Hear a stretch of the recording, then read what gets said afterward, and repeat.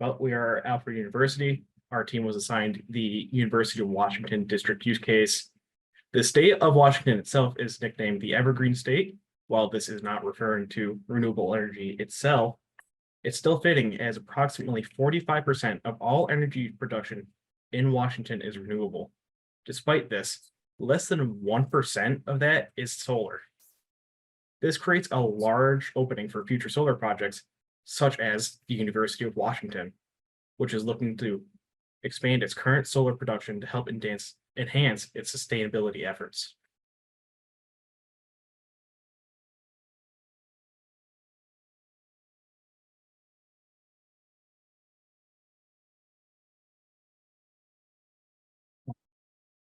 There we go.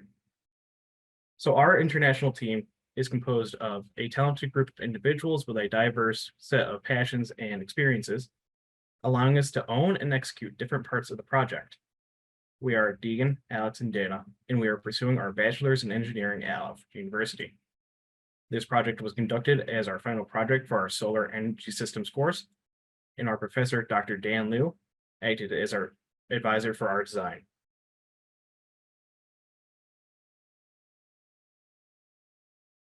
In this presentation, we will be talking about the following items: the overall project timeline and subsequent deadlines, zoning and building codes, local regulations, and adherence to the project goals and campus master plan.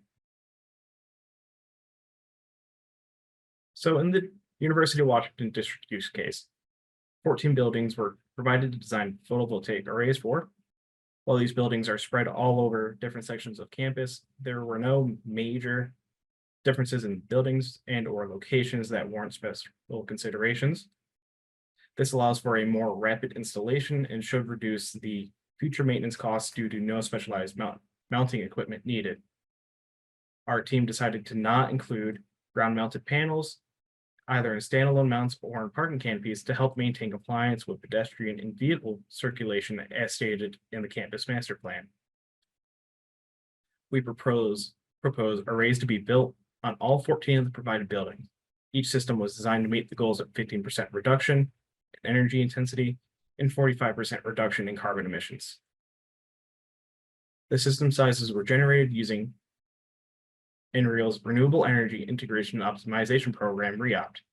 Using energy usage data from each building, recommended system sizes were generated and uses guidelines for each array design. Additionally, these sizes were generated without the inclusion of battery storage, as the University of Washington district use case specifically mentions not to include battery storage. The PV arrays were designed using Aurora Solar, as it uses NREL validated values for accurate shading, LiDAR, and irradiance, as well as Google Maps for on-site modeling. Each array was simulated using different panel orientations, row and column spacing, and rotation to obtain maximum output within recommended array sizes. Additionally, each array was designed to reduce the total energy intensity of each proposed building by a maximum of 15%, while still remaining low enough that during peak hours, energy is not exported back into the system. Due to the University of Washington use case not allowing for exportation of excess electrical generation or the use of battery storage, the total size and production of each array must be lower than its potential maximum. Now here we have our timeline. Our timeline was created with respect to University of Washington's academic schedule, as well as Washington State's quote unquote construction season, which starts near the end of April. Additionally, the timeline was developed using a sample timeline from Cedar Creek Energy, a Minnesota-based solar installation company, and previous submissions as references. In total, the entire project will take place over 344 days, about 11 and a half months, starting on September 2nd. This was chosen to have the initial inspection and task assignment stages completed before classes resumed. This would also allow for permits to be approved during winter when no construction would be feasible. The 5 months to acquire permits was based off of when the solar array on Mercer Core A was constructed, which took 6 months, according to Urban Lab Director Jen Whittington. It is assumed that obtaining permits for this project will take less time, as the University of Washington Solar Group now has experience of doing so. Once the final construction plan is approved, the first location is prepped. Construction should last approximately 44 days. Inspections and approvals will last for 42 more days, finishing on August 11th, 2025.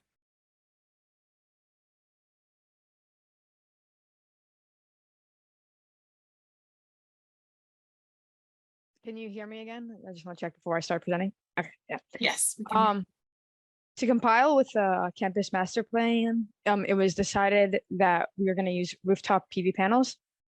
This really ensures that we will meet the requirement that the panels won't get in the way of vehicle, pedestrian circulation, or public space access. And additionally, because we are using the rooftop, we don't have to worry about rezoning because all of the buildings are already constructed and already have their zoning, so there won't have to be any rezoning. And this was one of the requirements of the campus master plan. One of the main goals outlined in the campus master plan is the plan to reduce the intensity of energy usage by 15% by 2025. And additionally, there's a goal to reduce greenhouse gases emissions by 45% by 2030.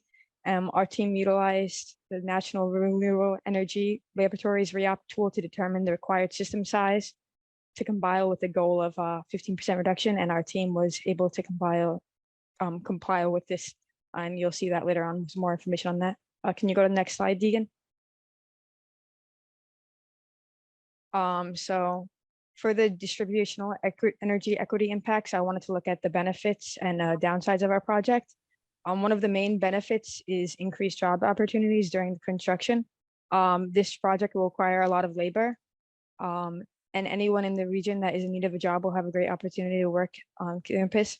In addition to labor jobs, this is a great opportunity for students at the University of Washington to have internships in construction and engineering and stuff like that. And this is a great opportunity for them to have experience. And once they graduate, they'll have a much better chance at getting jobs.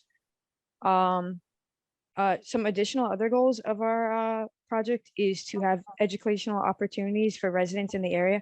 We would like to hold some meetings so we can discuss the benefits of solar energy and how people can apply that to their own house.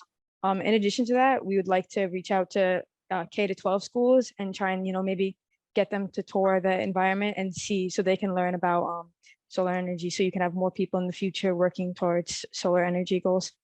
Of course, the main benefit is the environmental decrease. By having energy sources on site, you're reducing the amount of energy loss that comes through the transportation of energy. So it's a great benefit. And now I'm going to look at some of the downsides. So one of the major concerns is that if the campus has too many PV panels, this may minimize the amount of PV panels that other nearby communities can use. This is an issue because it's like taking away their opportunities and their benefits that they can have PV panels. The additional downside is it could have some negative impacts on the aesthetics of the campus. Because our PV panels are only on the rooftops, it minimizes the impact, but it's still a concern that people have to think about.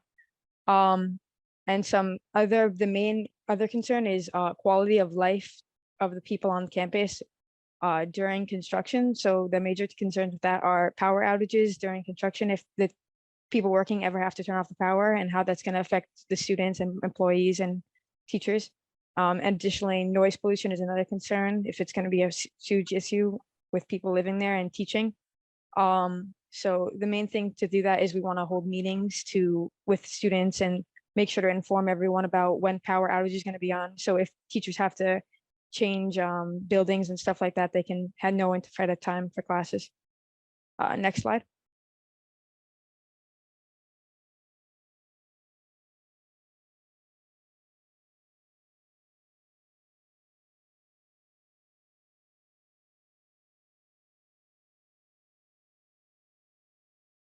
It appears that Do you want me to advance to the next slide for you? Oh, there we go. Yeah. Thank you. For the panel selection, our team first, we did research into the different types of PV panels. It was determined that monocrystalline cells were the best type of PV panels. This selection was based off the fact that they have the second highest efficiency, but unlike concentrated PV cells, they don't require solar tracking, and they don't require like cooling and heating systems. So it's much easier to install it, and it's much easier to maintain them. So that's why we decided on monocrystalline.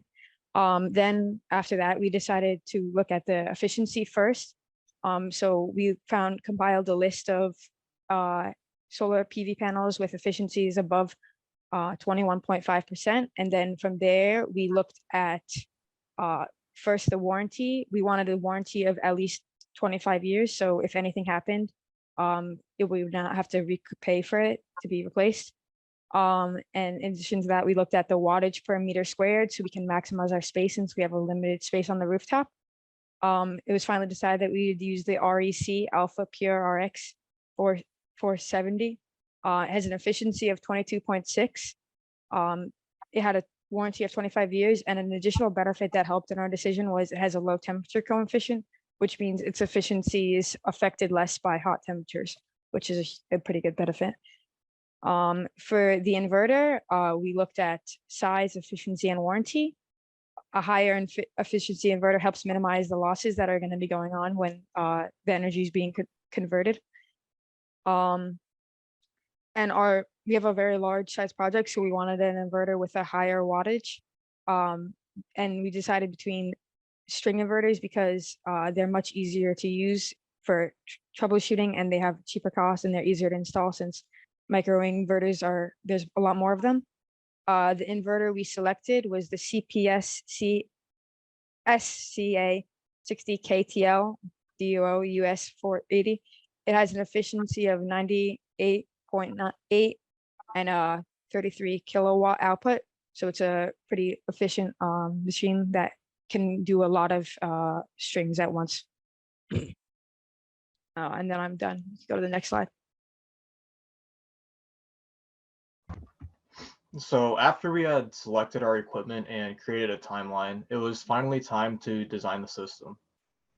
And the university has given information on 14 different buildings, providing the load in kilowatts for every 15-minute increments for the course of 2 years. And like Deegan and Dana said earlier, using this information, we were able to use NREL's Renewable Energy Integration and Optimization Program, REOPT, to generate the system size for each building without the inclusion of battery storage, as the University of Washington District's use case mentions to not include battery storage. Each system was designed to meet the goals of 15% reduction in energy intensity and 45% reduction in carbon emissions. Once we had calculated the required system size needed for each building, we were able to design each system through both Aurora and Helioscope. The image being shown provides a full overview of Washington University and each of the 14 rooftop PV systems that we designed through Aurora, as it uses NREL validated values for accurate shading, light detection and ranging, and irradiance. It also uses Google Maps for on-site modeling, which makes it much easier to use. Each array was simulated using different panel orientations, row and column spacing, and rotation to obtain maximum output within the recommended array sizes from REOPT. We did a lot of testing for each design to find out what the maximum output was. We also had to account for the inverter placements, walking lanes, and shading. Additionally, each array was designed to reduce the total energy intensity of each proposed building by a minimum of 15%, while having production remain low enough during peak hours to not export energy back into the grid. After each system was designed, we generated production profiles and cost analysis for each system, using weather and irradiance data. This modeling process resulted in a total system size of 2.15 megawatts, as you can see on the next slide. The tilt angle, number of panels, system size, and annual output are provided for each building. However, despite maximizing the production for each system, the overall production does not come close to meeting the annual building load.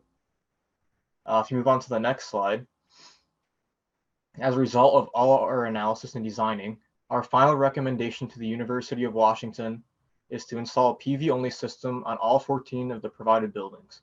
The system will have a starting PPA price of 13 cents per kilowatt hour and result in a total savings of just over $1 million. Over the course of 25 years, in the top figure shown, you can see the difference between the estimated PPA price compared to the utility price, as well as the annual customer savings, shown in the lower figure. Over time, our estimated PPA price will become much lower than the utility price. The total cost of the system will be around $3.8 million and have an internal rate of return of about 7.8%. And if you move on Hi, to the Alex. next slide, Unfortunately, time is up, so that's gonna conclude yeah. your presentation. this is our references, and thank you very much for your time.